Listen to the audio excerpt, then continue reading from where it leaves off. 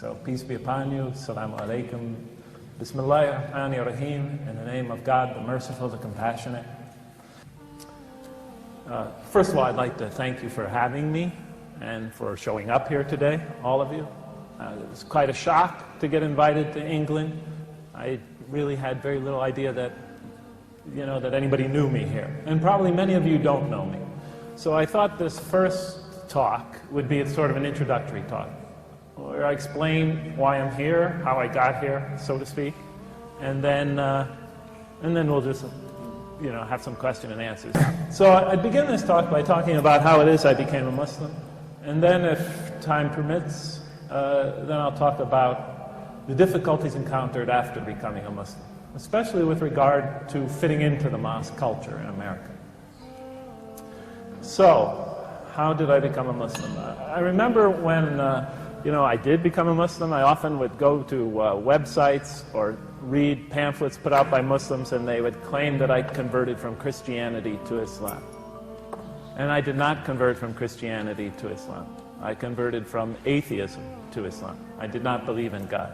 So I used to leave the door of my office at the University of San Francisco unlocked. So students would leave books in there, assignments, things like that. So one day I walked down to my office. I walk into my office. The door, of course, is open. I go in there. And I see a green text sitting on the middle of my desk. And I assumed a student left a book there. And I walk over to it, and I look at it, and on the cover of it, it says, the Holy Kur'an, an English interpretation. And I look at it, and I thought, who left that there? Immediately, I knew who must have left that there. It must have been my family, my adopted Muslim family. And then I thought, what are they trying to say by this? I thought they said they didn't want to talk about religion anymore. Now they're leaving a copy of the Quran on my desk? Are they trying to convert me? They're not even religious people. Maybe they're saying if I don't become a Muslim, our friendship can't continue. All these, I'm a very sort of skeptical person, pessimistic. I always assume the worst to begin with. But then as I thought about it more, I realized this was like a peace offering. I could see in their faces they were embarrassed when they said indicated they didn't want to talk about religion anymore. I thought this was a way of sort of smoothing things out. Jeff, we don't want to talk about it, but if you really are interested in our religion, here's a copy of the Quran, it's our scripture. I knew it was their scripture anyway from other conversations. So I took it as a peace offering. And I didn't even bring the subject up again. I put it on my shelf. Actually, I put it on my coffee table in my apartment in Diamond Heights in San Francisco. I left it there. And then a couple of weeks passed.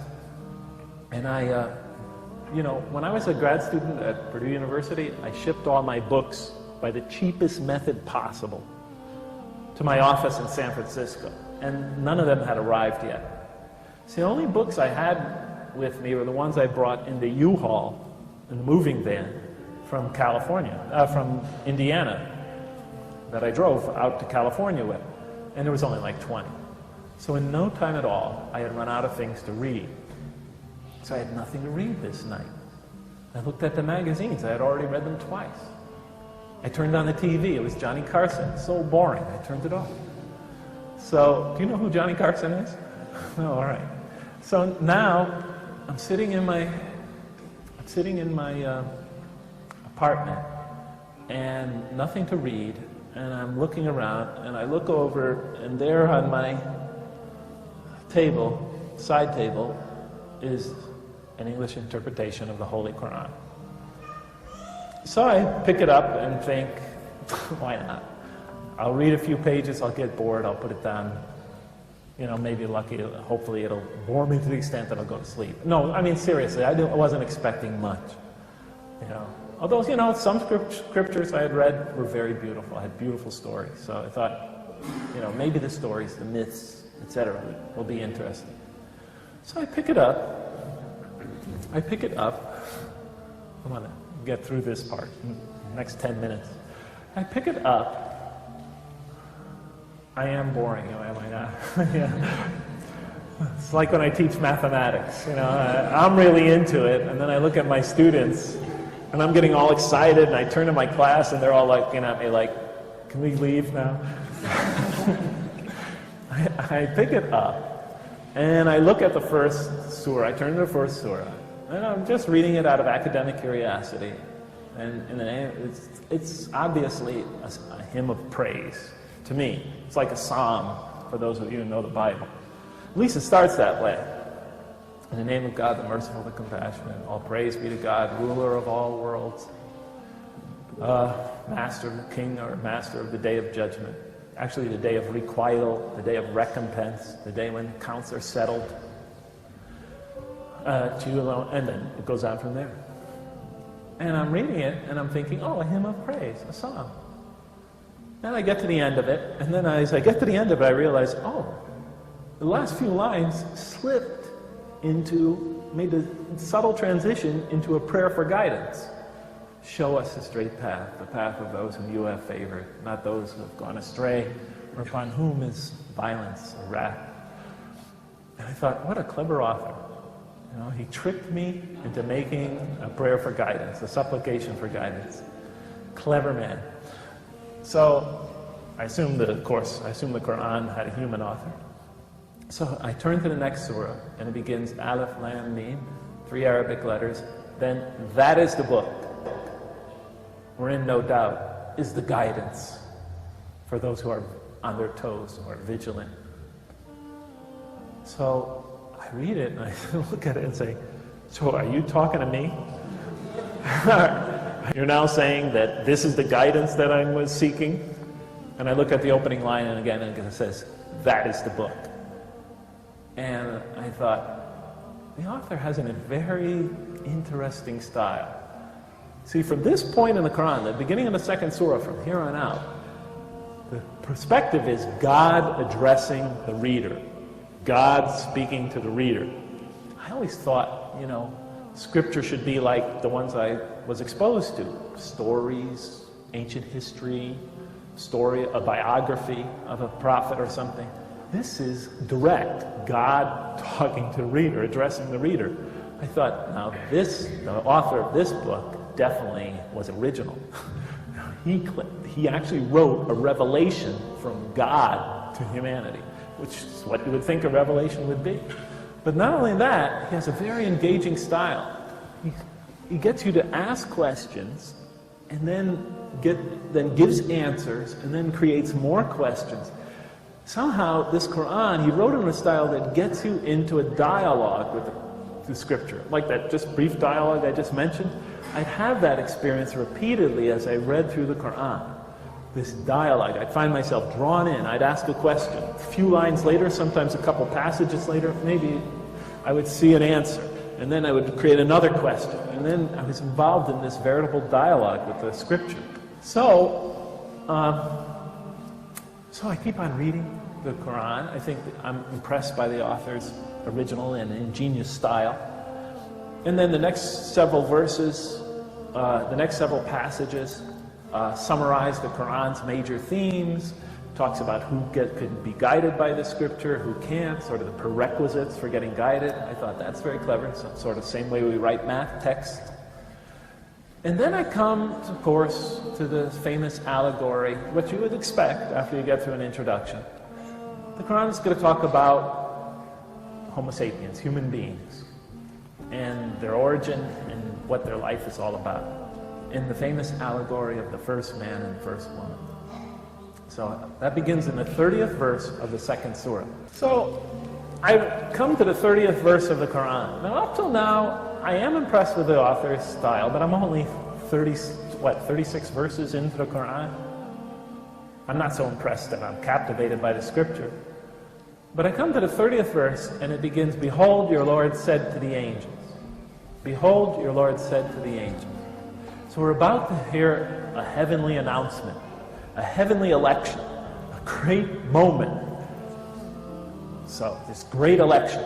"Behold, your Lord said to the angels, I'm going to put a vicegerent of mine on earth, a viceroy, an emissary, a representative of mine." This is a noble election. God is about to create man and assign him a noble role. I immediately said to myself, no, he obviously got the story all wrong. Man is not put on earth to fill some noble role. He's put on earth as a punishment. Because that's, in my religious tradition, the one of my birth, the one I abandoned, and I'm not putting it down, but that's the way the story is told. And I felt the author got confused when he was, repeating the story. I mean, this was my perspective. Behold, your Lord said to the angels, I am about to put a vicegerent of mine on earth. And then the angels said, will you put therein one who will spread corruption and shed much blood, while we, the angels, celebrate your praises and glorify you? Glorify your holy name? And I read that verse, and I just stared at it. I was captivated. I was angry. I could feel the heat rising inside me. Because look what it says. Will you put therein one? God says, I'm going to assign these humans this noble role. And then the angels say, are you going to create this being who spreads corruption and sheds much blood? This most criminal, violent, destructive creature? And put him on earth in this role? When you could create us, as they plainly say, while we celebrate your praises and glorify you? How could you create this and assign him that role when we are clearly more deserving and more appropriate? Are you following me? And that was my question. That was my life. That was my childhood. All of it. Just encapsulated in those 15 words. And I was shocked. I thought the author is committing theological suicide. You don't ask the most poignant question in the history of man's theological reflections. A question for which there is no rational answer. In the beginning of the story of the first man and woman. At least wait to the end of the scripture. But don't put it from the start. I had to find out how he answered the question. As disturbing as I thought the question was, how it brought back all my childhood, I had to find out. And so I was hooked. I wanted to see how the author answered that question. So I began reading through the Kur'an. And I immediately got some hints, but it didn't fill in the picture. So I kept reading and reading and reading. And to tell you the truth, and this is what I'm going to talk about tomorrow, at tomorrow's lecture, for the youth, or the people who consider themselves youth. By the time I had finished the Quran, all the arguments I had against the existence of God, all the premises I had built against his existence, one by one, I saw them falling apart. So by the time I finished the Quran, I had no more argument against the existence of God.